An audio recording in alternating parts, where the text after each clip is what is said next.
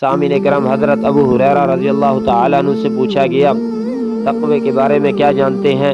حضرت ابو ہریرہ رضی اللہ تعالیٰ عنہ نے کہا، کانٹوں بھرا سفر ہو، کانٹوں بھرا راستہ ہو، وہاں سے آپ کس طرح گزریں گے؟ انہوں نے کہا، ہم تو بڑے احتیاط سے گزریں گے، کپڑے اور پاؤں کا خیال کرتے ہوئے گزریں گے۔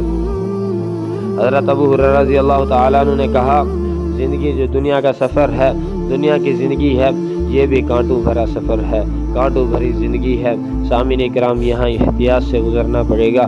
آج ہم علاقے میں، معاشرے میں نظر دہرا رہے، ٹپے ٹپے پر زنا عام ہو چکا ہے۔ سامعین کرام، ہر کلومیٹر پر مشکل کشا بنا بیٹھا ہے۔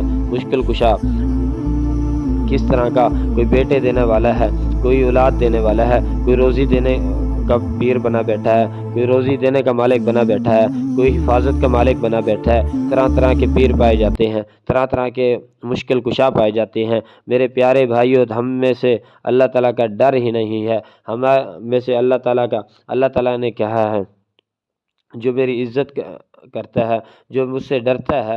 سامعین کرام، وَمَن يَتَّقِ اللَّهَ يَجْعَل لَّهُ مَخْرَجًا، تقوی کا یہ بھی فائدہ ہے، اللہ تعالیٰ اس کے راستے آسان کر دیتا ہے۔ اس کے راستے میں رکاوٹیں جو آتی ہیں، تقوی کی وجہ سے وہ رکاوٹیں دور ہو جاتی ہیں۔ وَمَن